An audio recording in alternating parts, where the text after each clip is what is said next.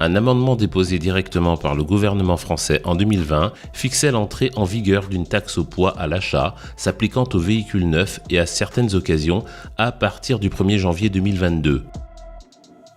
Si la ministre de la Transition écologique de l'époque, Barbara Pompili, se félicitait de sa mise en application future, cette nouvelle taxe clairement imaginée pour freiner les ventes de tous les SUV, quelle que soit la gamme visée, rate clairement sa cible. En effet, initialement prévue pour tous les véhicules pesant plus de 1300 kg, la taxe ne s'est finalement appliquée qu'aux véhicules de plus de 1,8 tonne.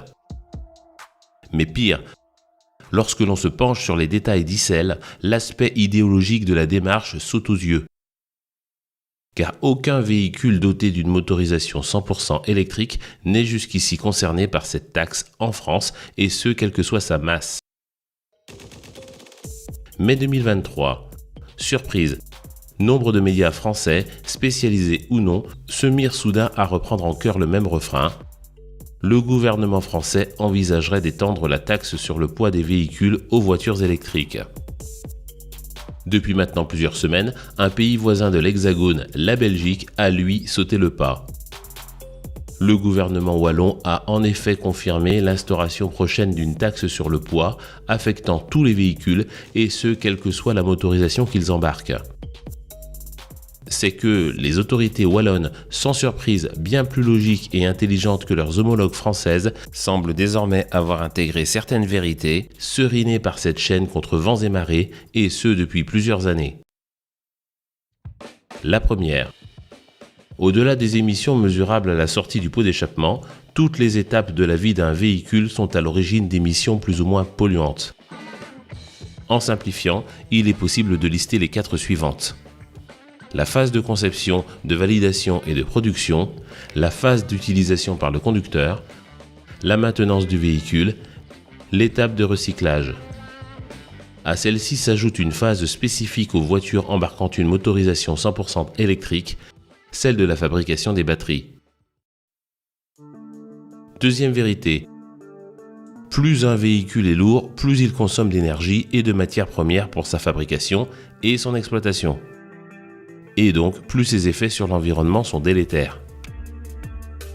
Et finalement, plus un véhicule est lourd et plus les dégâts qu'il produit en cas de choc sont élevés, et ce, une fois de plus, quelle que soit la motorisation qu'il embarque.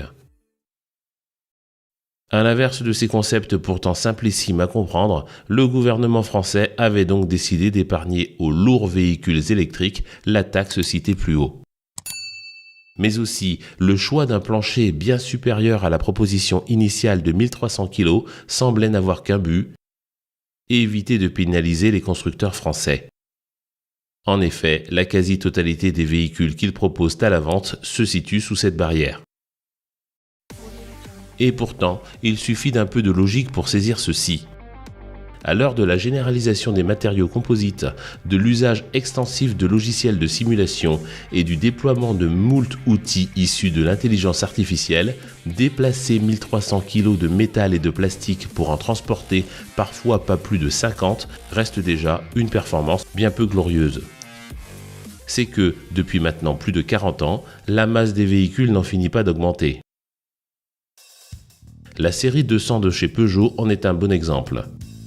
Les 860 kg de moyenne que pesait une 205 en 1982 semblent bien légers si on les compare avec les près de 1,3 tonne de la dernière 208.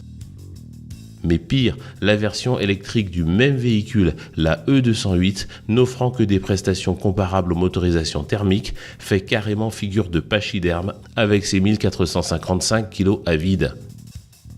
Songez donc qu'aujourd'hui, si la taxe au poids était fixée et appliquée à la limite initiale de 1300 kg, une forte proportion des véhicules thermiques ainsi que la quasi-totalité des voitures électriques en vente sur le territoire français y seraient donc soumis. 25 juin 2023.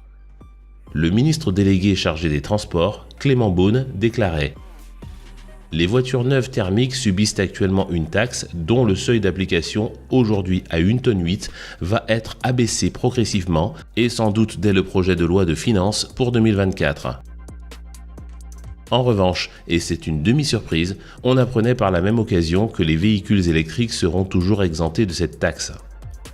Preuve s'il en est que cette décision ne relève de rien moins qu'une sombre idéologie et de l'obsession d'une poignée d'apparatchiks, tant il est évident qu'elle se veut une condamnation gratuite et infondée du thermique au profit de l'électrique, pourtant loin d'être plus vertueux.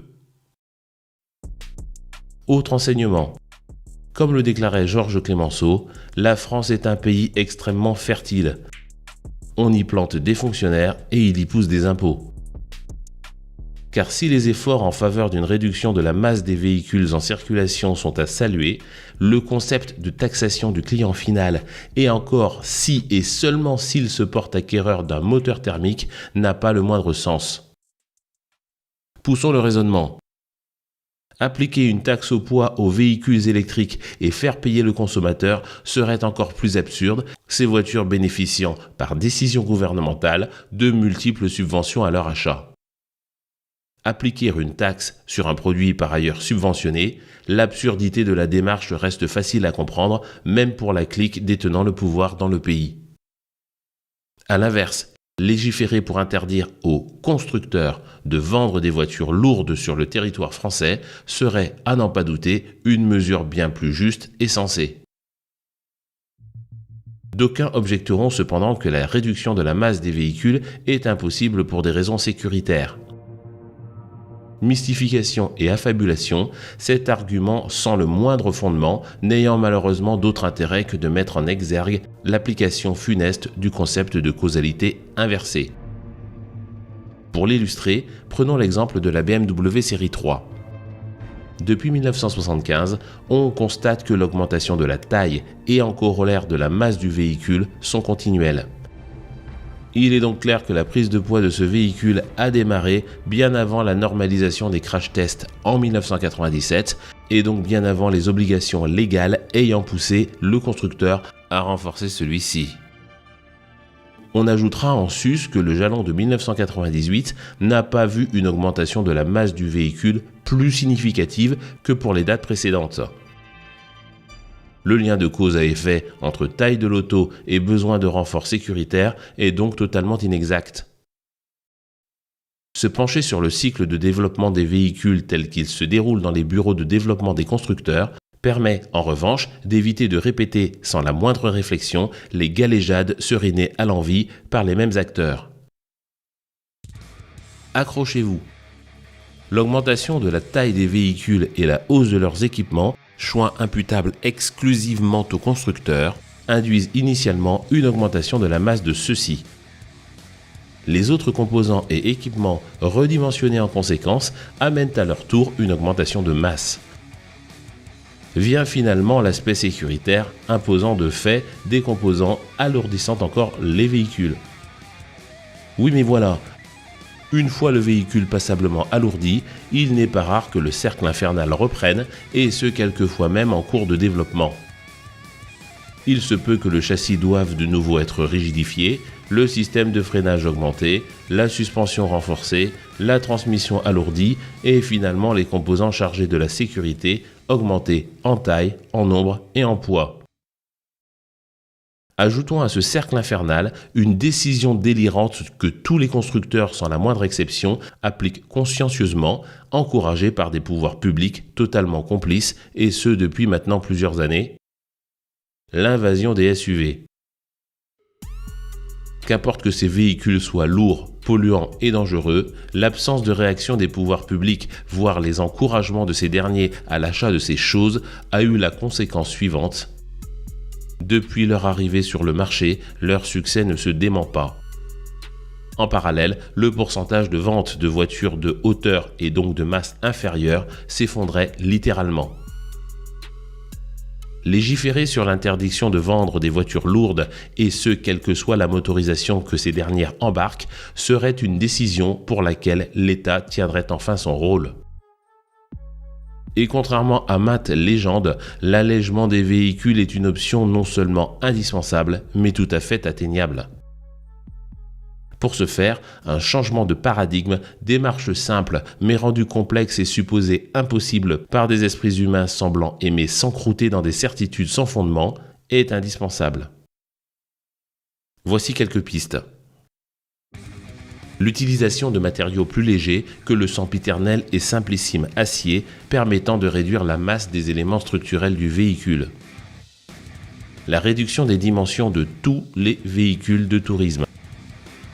La suppression de la kyrielle d'accessoires et d'équipements tout bonnement inutiles qui ont colonisé jusqu'à la plus humble citadine ces dernières années. L'utilisation de modes de fabrication tels que l'impression 3D permettant des économies en termes de matériaux utilisés. Le retour aux berlines et autres voitures basses et l'interdiction pour de bon de tous les SUV. D'aucuns se demanderont maintenant, si ces mesures sont si simples à mettre en place, pourquoi les constructeurs ne les appliquent donc pas ? Pour répondre à cette question, il faut se souvenir de ce qu'est un fabricant automobile. Comme toute entreprise, il répond aux desiderata du client en lui proposant des biens et des services contre de l'argent. Ni plus ni moins. Le rôle de législateur incluant le droit et le devoir d'instaurer des limites légales aux personnes physiques et morales dont font partie les entreprises est lui dévolu aux États. Merci à tous d'être fidèles à cette chaîne. Merci également à tous les donateurs. Si vous souhaitez vous aussi soutenir financièrement la chaîne, il vous est possible d'effectuer un don. Deux solutions s'offrent à vous. La première, il vous suffit de cliquer sur le lien dédié à l'intérieur du bandeau. La seconde, il vous est désormais possible d'utiliser les Super Thanks YouTube en cliquant sur le bouton Merci sous chacune des vidéos de cette chaîne. Si vous souhaitez participer aux lives hebdomadaires, il faut cette fois-ci cliquer sur le bouton Rejoindre sous le bandeau de présentation.